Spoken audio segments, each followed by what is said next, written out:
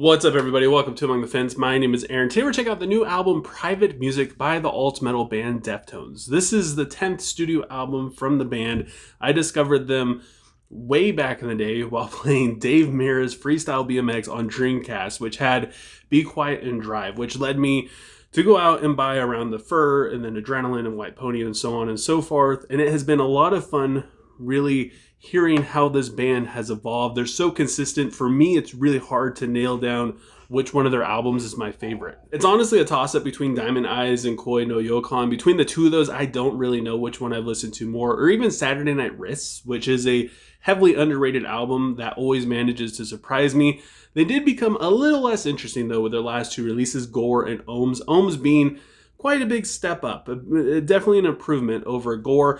There's a lot of memorable tracks on there, and I feel like they went back to a sound that they felt more comfortable with. It also helps that guitarist Stephen Carpenter also started to play a 9-string guitar, which I feel like that's got to help his creative juices start flowing after 10 albums. And I gotta say, I definitely enjoy Private Music. I feel like they're still moving in a really good direction. This whole album feels a lot more experimental with more complex sounding choruses, and because of that, they're a little less catchy. There's not that many like earworms, I gotta say, but the album does still have a really strong nostalgic feel to it. The music is also more focused on the atmosphere as opposed to like this really cool riff in this one song. So there's a lot more going on. There's not anything that you're like, I need to hear that riff again.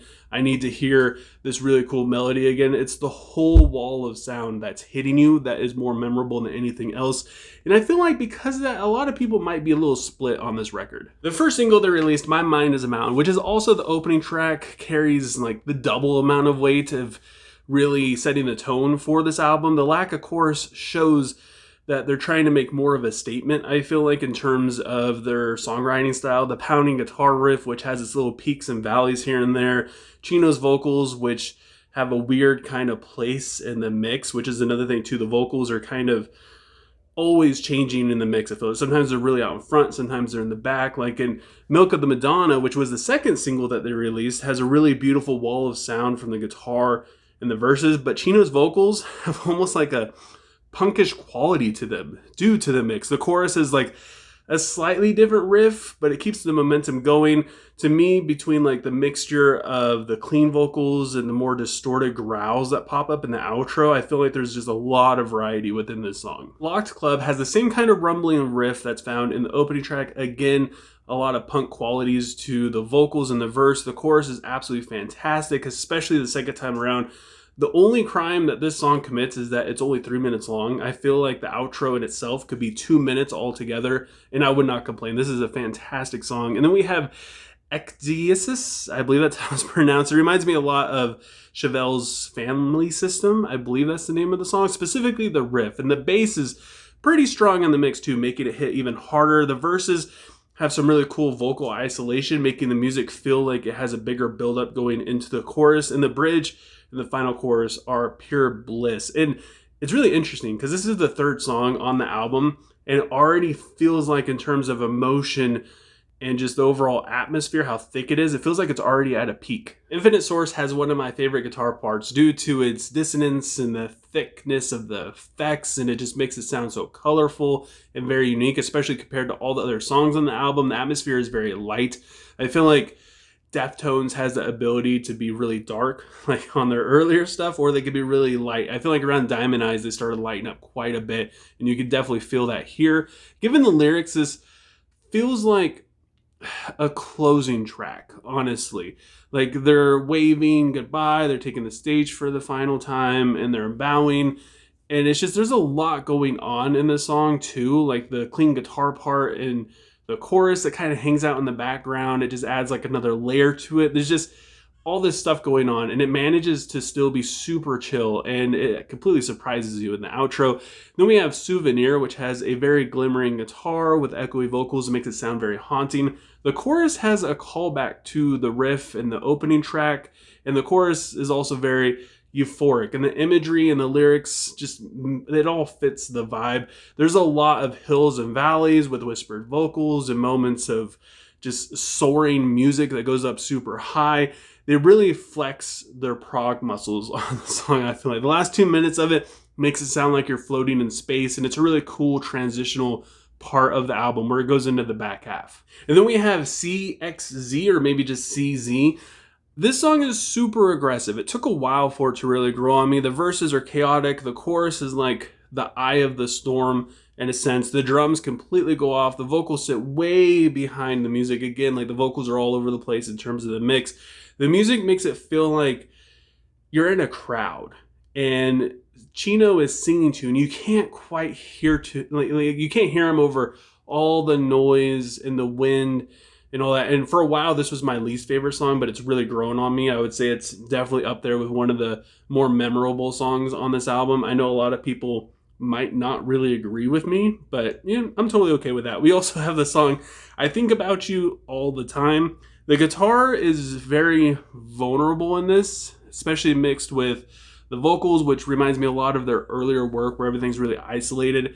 It's got a slow build up. Honestly, again, I didn't like this song that much at first, but it's just so well done. Normally I don't like it when metal bands do like these slow kind of ballads because it feels like they're trying to just like it's a requirement and they're trying to force the emotion. But this song, it feels very natural. It feels like it fits perfectly within the album, even though it's more in the back half. You feel like this would fall right in the middle because it's just what they do. It doesn't feel overly dramatic. It creates the perfect atmosphere, again, without forcing it, and it just works. Cut Hands also reminds me of some of their earlier work. The staticky vocal effect is very reminiscent of any of their first three albums. The in-your-face vocals in the verse that becomes accented by the clean vocals of the chorus sound fantastic. It creates like this, almost like a devil and an angel on your shoulder kind of conversation scene thing going on. It's such an abrasive performance, though. It almost starts to become repetitive because the chorus is so strong in this and you hear it so many times. But I don't know. I didn't really find it to be a problem. The outro is just super unhinged, so I feel like it kind of mixes it up a little bit. But every time I listen to this album and I got to the end of this song, I feel like they barely made it where it wasn't too long and too repetitive. If they would have repeated the chorus one more time, it would have been kind of skippable towards the end. And then we also have the song Metal Dreams, which is one of my favorite tracks that they've ever done. It has almost like a reggae feel to it in the verses. The drums and the groove are just super calming and chill. You could just sit back and relax and listen to the song. I wish the bridge was a little bit better, admittedly, because I'm a huge fan of bridges and I feel like Deftones does theirs very well. The chorus is just so good, though, so it kind of makes up for it. The lyrics are very well written, and the vocal melody is one of the few that will actually get stuck in your head. Every time I listen to this song, it would come back on. Before I started learning what the songs were, when I got to Metal Dreams, like it clicked, and I was like, oh yeah, this one has the cool vocal melody. And it was something that was just really memorable for me, and I feel like that's something that a lot of people are going to wish happened more on this album. And then we have the closing track, Departing the Body, which reminds me a lot of something that could be found on Diamond Eyes. It's just so big and beautiful. It's as big as beautiful as it could possibly be. The glimmery effects are immersive. The lyrics in the chorus are mesmerizing and they captivate you with their storytelling. To me, this song, and most of these songs on this album, they're more memorable because of the lyrics and the storytelling. If you sit down and you really listen to it, that is what gets stuck in my head. Not so much like the vocal melody or the catchiness of it, but it's just like, wow, like this is so powerful and so well written. And the chorus is just so good. It's so, all their choruses in this, and some of their songs don't even have choruses, but a lot of the lyrics and a lot of the choruses in here are just fantastic. And this song feels long, but at the same time, you never really want it to end. It's an 11-track album. And by the time you get to the end of it, you're just kind of like, it's already over. Like, I wish it could just go like one more. Honestly, I feel like this album is as back to form as they could possibly get. I know, like I said, Gore and Ohms, they weren't my favorite. I know a lot of people within the community feel the same way. They're not bad albums, for sure. I wouldn't say that they're negative whatsoever, but they're least favorites. And I feel like this album could easily be people's favorites. Like the music, the melodies, the different mixing styles, the ideas, the lyrics, all of it is on par with their best albums that they've ever written. The only real complaint that I have about this album, honestly, is as a guitar player, I pay attention a lot to riffs, And earlier when I said that the riffs aren't really like a huge focal point, it's more just the overall sound that you're hearing, like just the entire atmosphere all in itself. The few times that you do hear a riff, which is 4, maybe 5, honestly, it kind of sounds like he's playing the same thing. So if you're going to have something like that that only pops up every once in a while, I feel like you got to make it like as unique, as different something as possible. You know, maybe not as different, but just change it up a little bit. It almost feels like they're like, oh, we need to have a riff here. And they were a little bit lazier about it considering what the rest of the music was doing. I feel like they didn't feel like they needed to put as much effort into it. But they kind of like, I don't know, it's like, I feel like I've already heard this before. So yeah, I don't know. This is a fantastic album still. I got to give Private Music by Deftones an 8.8 out of 10. But I want to know what you guys think. Like I said before, I feel like this could easily be a favorite, but at the same time, it might be a little divisive just because it's not as catchy and memorable in terms of just one song or one little part of a song in itself. So yeah, leave a comment below letting me know what you thought of Private Music, what you would rate it, what your favorite song is. Also, if you enjoyed this review, don't forget to smash that like button, stab it with your knife. And yeah, so don't forget to subscribe and ring the bell icon. Doing any of that stuff helps me out tremendously more than you could ever imagine. Doing that will keep my videos popping up in your recommended section. And also, if there's other people that are into the same kind of music as you or same kind of videos, it will recommend my video to those people as well if you just simply like it. It does a lot, more than you could ever imagine. Like, really, it really does. I notice a difference, trust me.